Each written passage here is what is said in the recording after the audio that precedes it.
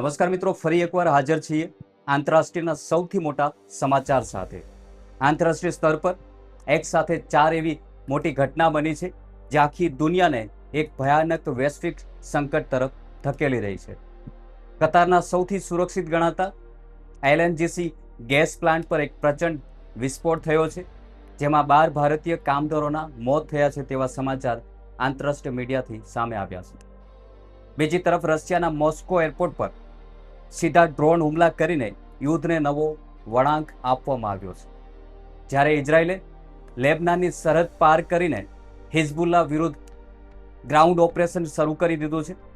અને આ બધી જ બાબતોની વચ્ચે ઈરાને અમેરિકાને ખુલ્લી ધમકી આપીને દુનિયાનો ત્રીજો ભાગનો વેપાર જ્યાંથી શરૂ થાય છે એટલે કે હોર્મુઝની સામુદ્રીની એટલે કે સ્ટેટ ઓફ હોર્મુઝ સંપૂર્ણપણે બંધ કરવાનો આદેશ આપ્યો છે તેવા પણ સમાચાર આંતરરાષ્ટ્રીય મીડિયાથી સામે આવ્યા છે. મિડલ ઇસ્ટમાં ફાટી નીકળેલા યુદ્ધના કારણે આંતરરાષ્ટ્રીય માર્કેટમાં ક્રૂડ ઓઇલ અને ગેસના ભાવો આસમાને પહોંચી શકે તેવી પૂરેપૂરી સંભાવના જોવા મળી રહી છે, જેની સીધી આર્થિક અસર ભારત પણ પડવાની છે તેવી પણ પૂરેપૂરી આશંકાઓ છે. આ તમામ ગંભીર ઘટનાઓ પાછળનું અસલી કારણ શું છે અને વૈશ્વિક રાજકારણમાં હવે કેવા મોટા ફેરફાર થવાના છે તેનું સંપૂર્ણ અને સચોટ વિશ્લેષણ આજે આપણે આ વિડીયોના માધ્યમથી સ્ટેપ બાય સ્ટેપ કરીશું.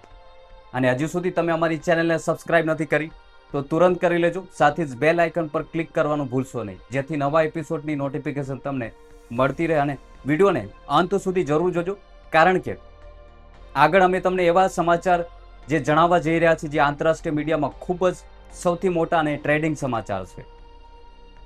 સૌથી પહેલા વાત કરીએ કતારથી આવી રહેલા સૌથી મોટા અને ચિંતાજનક સમાચારની.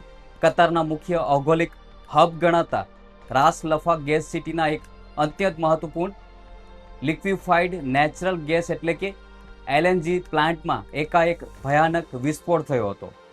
આ બ્લાસ્ટ એટલો શક્તિશાળી હતો કે ઘટના સ્થળે જ 12 ઇન્ડિયન એટલે કે ભારતીય નાગરિકો સહિત કુલ 15 કામદારોના કરુણ મોત નિપજ્યા છે તેવા સમાચાર સામે આવ્યા છે, જેમાં પાકિસ્તાનના નાગરિકો પણ સામેલ છે.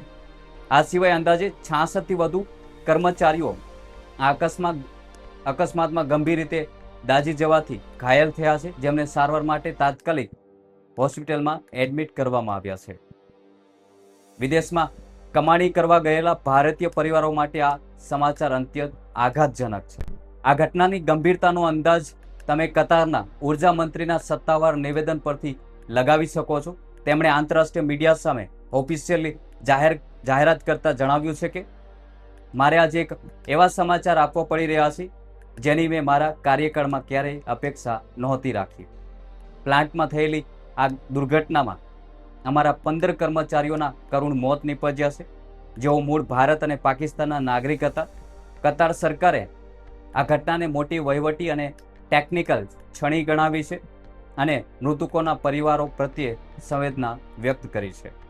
Loss of 13 lives of our people who hold Indian and Pakistani nationalities.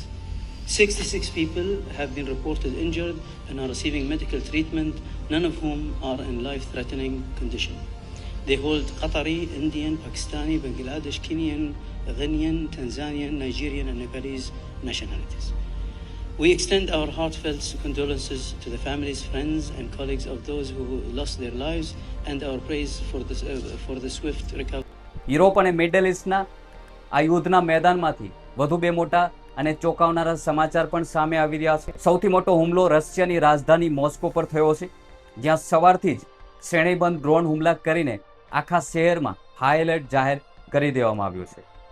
આ સુરક્ષા સંકટ એટલું ગંભીર છે કે મોસ્કોના તમામ આંતરરાષ્ટ્રીય એરપોર્ટને ઓપરેશનલ સુરક્ષાના કારણોસર તાત્કાલિક અસરથી બંધ કરી દેવામાં આવ્યા છે. અચાનક એરપોર્ટ બંધ થવાના કારણે 150થી વધુ ફ્લાઇટ કાં તો અધવચ્ચે અટકાવી દેવામાં આવી છે અથવા તો સંપૂર્ણ રદ કરી દેવામાં આવી છે, જેને લઈને રશિયાના તમામ એરપોર્ટ પર મુસાફરોની ભયભીત ભીડ અને ભારે અફરાતફરીનો માહોલ જોવા મળી રહ્યો છે, જે તમે આ વિડીયોમાં જોઈ શકો છો. રશિયાની સેના ડ્રોન હુમલા પાછળ યુક્રેનનો હાથ હોવાનો દાવો કરી રહી છે અને મોસ્કોની એર ડિફેન્સ સિસ્ટમ સતત સક્રિય મોડમાં કામ કરી રહી છે. બીજી તરફ મિડલ ઇસ્ટના અસલી યુદ્ધના મેદાનમાં સ્થિતિ હવે સંપૂર્ણ કાબુ બહાર જતી જોવા મળી રહી છે. લેબનોનની સરહદ પર છેલ્લા 24 કલાકની અંદર 200થી વધુ ભારે બોમ્બ અને મિસાઇલો ઝીકવામાં આવ્યા છે. જેમાં કટોકટીની વાત કરીએ તો 83થી વધુ નિર્દોષ નાગરિકોએ પોતાનો જીવ ગુમાવ્યો છે તેવા પણ સમાચાર મળી રહ્યા છે. ઇઝરાયેલે વાયુસેના અને ગ્રાઉન્ડ ફોર્સ હિઝબુલ્લાના ઠેકાણાઓને નિશાન બનાવવામાં આવ્યા છે. તેને લઈને લેબનોનમાં રહેણાંક વિસ્તારોમાં પણ આકરા પ્રહારો શરૂ કર્યા છે. અમેરિકી રાષ્ટ્રપતિ ડોનાલ્ડ ટ્રમ્પે પણ વૈશ્વિક મીડિયા સમક્ષ એક બહુ મોટું નિવેદન આપ્યું છે, જેના કારણે રાજનીતિ ખૂબ જ ગરમાઈ છે અને વિવાદ પણ વધુ આકરો બન્યો છે. ટ્રમ્પે વ્હાઇટ હાઉસમાંથી સત્તાવાર જાહેરાત કરતા તેમણે કહ્યું છે કે અમે સ્ટેટ ઓફ હોર્મુઝમાં અત્યાર સુધીના ઇતિહાસનો સૌથી મોટો ઓઇલ સપ્લાય ઓપરેશનલ રેકોર્ડ તોડ્યો છે. ગઈકાલે આ દરિયાઈ માર્ગ પરથી ઇતિહાસમાં ક્યારેય ન નોંધાયું હોય તેટલું ક્રૂડ ઓઇલ અમે સુરક્ષિત રીતે પસાર કરાવ્યું છે. આપણી પાસે ઓઇલનો આખો સ્ત્રોત સંપૂર્ણપણે ખુલ્લો છે અને હોર્મુઝનો રૂટ સુરક્ષિત છે. ટ્રમ્પે વધુમાં ઉમેર્યું છે કે અમે વૈશ્વિક સુરક્ષા માટે બે વસ્તુઓ સ્પષ્ટ કરી દીધી છે.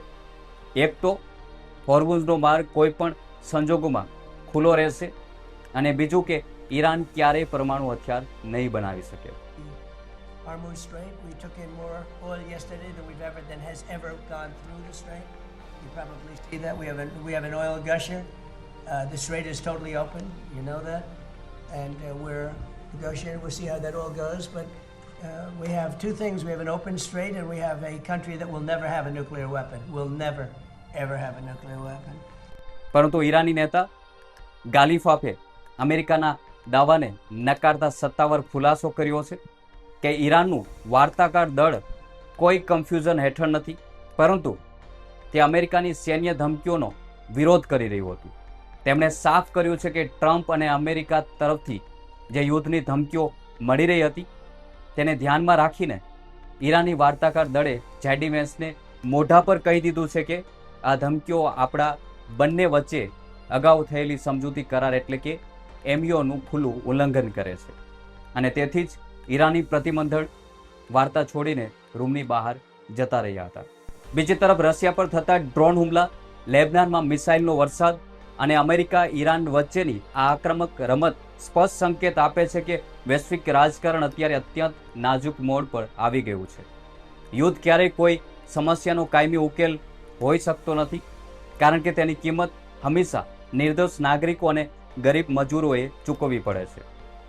હવે જોવાનું એ રહેશે કે પાકિસ્તાન અને કતાર જેવા મધ્યથી દેશોની દખલગીરી પછી શું ડોનાલ્ડ ટ્રમ્પ મિડલ ઇસ્ટમાં લાંબા ગાળાની શાંતિ સ્થાપિત કરવામાં સફળ રહેશે કે પછી ઈરાન પોતાની આકરી ધમકીઓ અમલમાં મૂકીને વૈશ્વિક બજારને નવા સંકટમાં નાખશે.